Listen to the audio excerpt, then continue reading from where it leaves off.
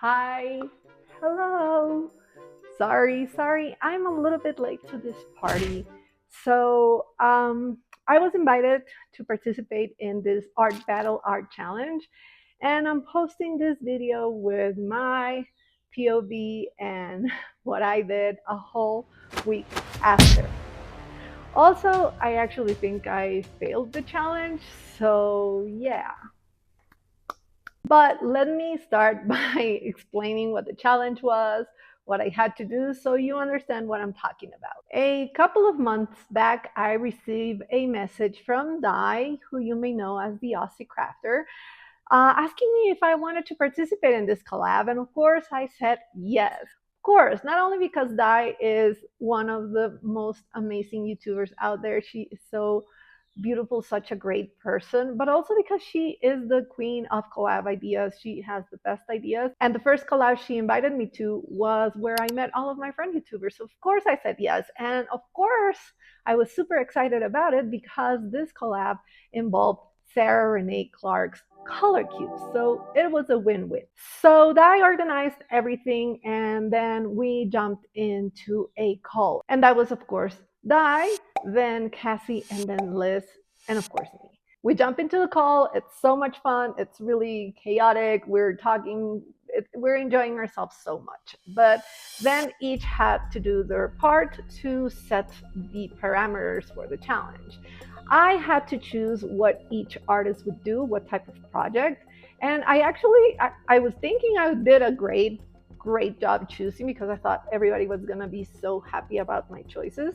Turns out Cassie was terrified about working on Canvas. I'm so sorry, Cassie, I didn't know, but you did great. So that wasn't my biggest fail.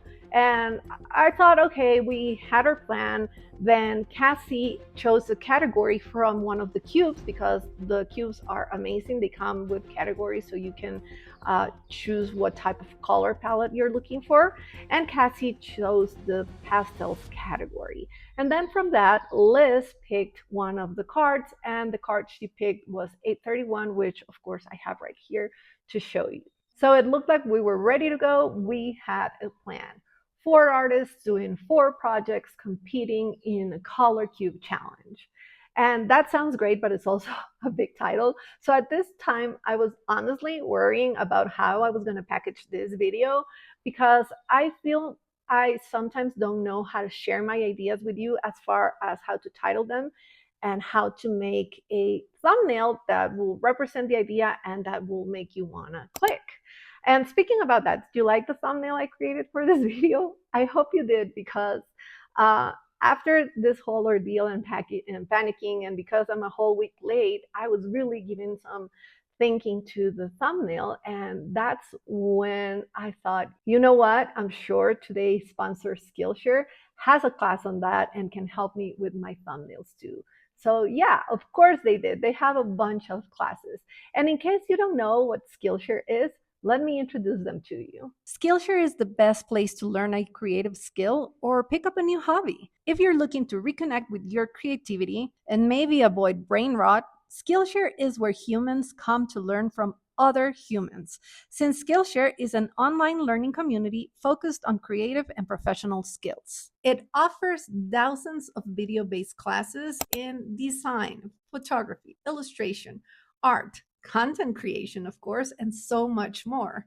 And this is why I found many classes on how to make better thumbnails. I chose this class taught by Evan, a fellow YouTuber, and believe me, with a channel with 1.9 million subscribers, he knows what he's talking about. It really helped me understand how to compose my thumbnails better.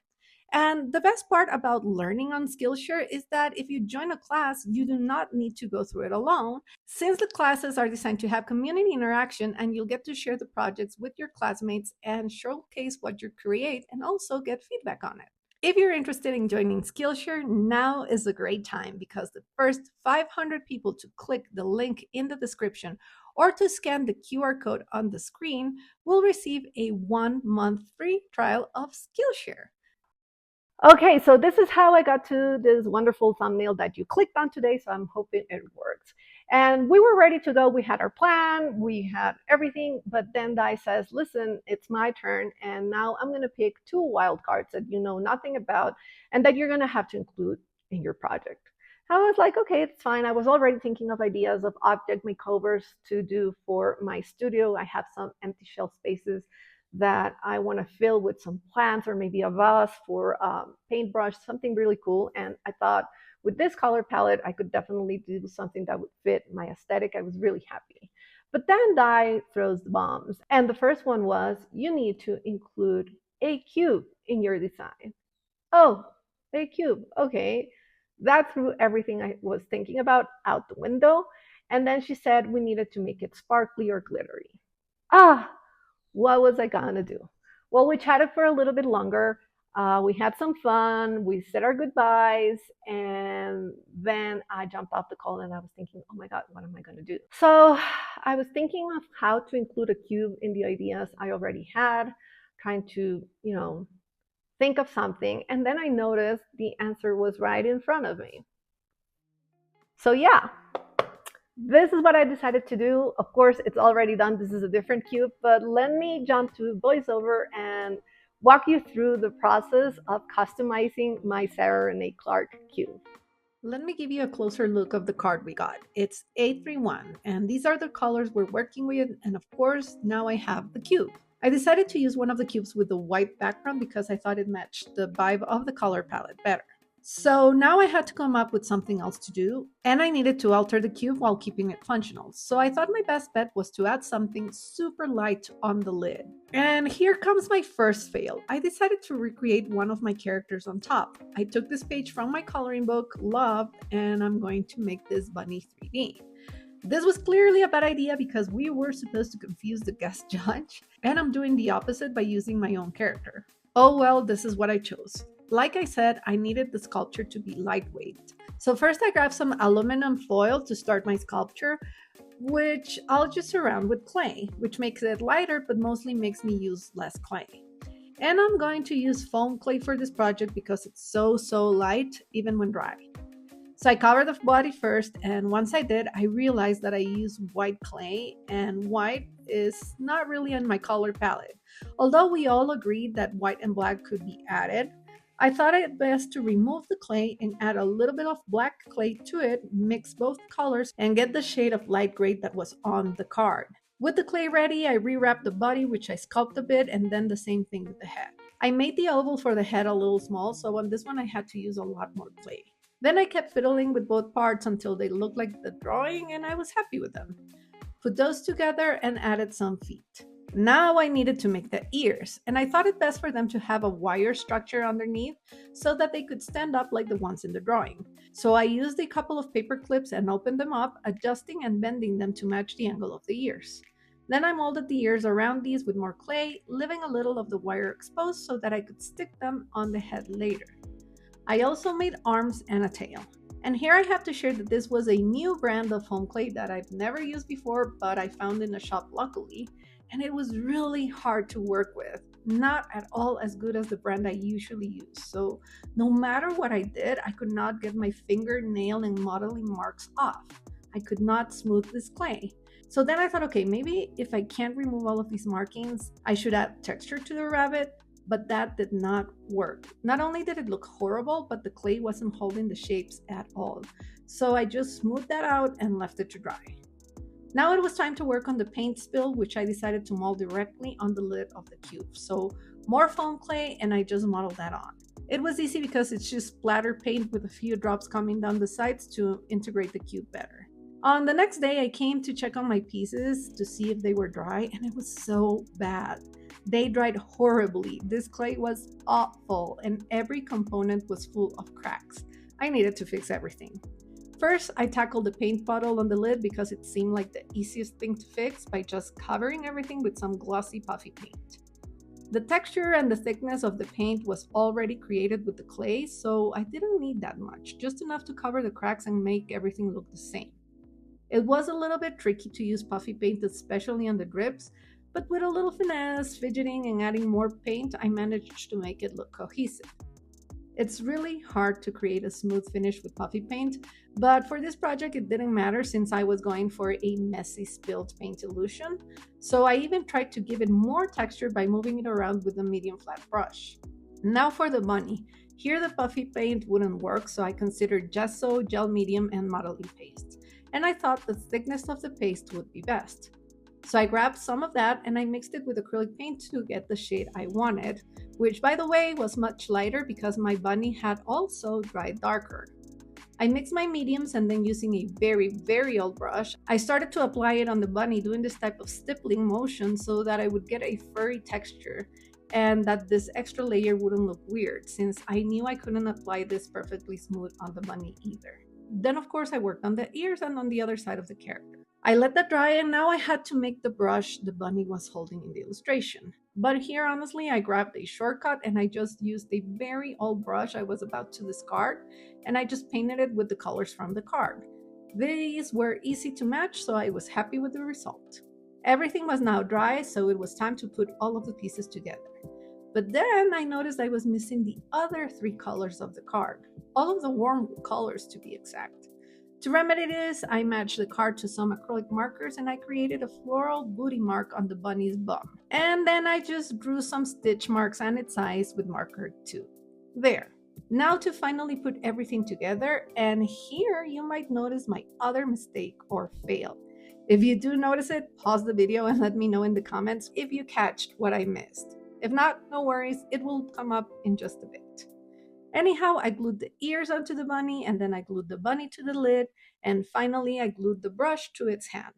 Now for the brush to look like it was moving all of this paint around, I just covered its tip with more white puffy paint.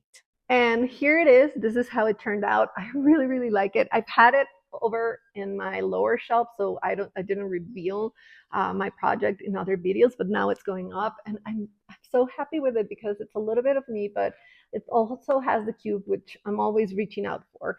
And well, okay, so my project was ready. We were ready to jump on the call to reveal our projects, to talk to each other. So we're in this call, and Dai is checking in with everybody, seeing how everybody felt about the project, and checking if everybody used the cube, which of course I did. And then she's like, "And how did you make your project sparkly or glittery?" What? Yeah, I forgot. I completely forgot about that prerequisite. I forgot. I did not include it in my project at all. So if you watch Dai's video, you can actually see me pouring glitter on the thing as we talk, just trying to add it last minute, which of course didn't work. And I'm sorry, I'm taking a little bit of her footage. I did it with her authorization because everything I recorded from the calls and everything has no audio or is glitchy. It doesn't work. I'm not great with technology, so. And another thing I want to say, because I did watch everyone's video already, I thought some parts were going to be edited out, but Dai really shows my goofy self on her video. And yeah, that's me once I'm talking with someone, because right now I'm here in my studio by myself and I'm feeling a little bit crazy. Like, okay, so it's different. The energy of me talking with someone who's replying is different than this, but I'm getting better, right? Anyhow, so our guest judge jumps into the call, and you know this by now. It's the wonderful and amazing Sarah Renee Clark herself, creator of the Color Cube. So we're all super happy and excited to have her there. Dai has already sent pictures of every project in advance, so Sarah doesn't know which person made what project. And Sarah's so great. By the way, Sarah is like the most wonderful person you've met. It's so incredible how nice and authentic and giving she is, because she has a large channel, she has a lot of success, and she's like the nicest person ever. So if you're not subscribed to her, go do that, because she's just top notch. Anyhow, so she jumps in, we're talking, we're laughing, and she starts looking through these projects, and then she guessed which one was mine. She really guessed which one was mine. So of course I lost, because part of the contest was having people not recognize what you made. But I think that was my second and biggest fail. Of course, I forgot the glitter or the sparkly, but I also put one of my characters on top of the cube, a character that is all over my coloring books, which Sarah has because I sent them to her. So yeah, so she guessed, she knew, and then you can go check Di's video to see who won.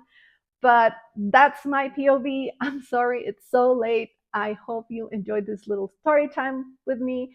I hope you like my project. And yeah, I hope that I see you next week with a brand new video and that you're having the most wonderful day. I'll leave you with some beauty shots of my little bunny. Bye.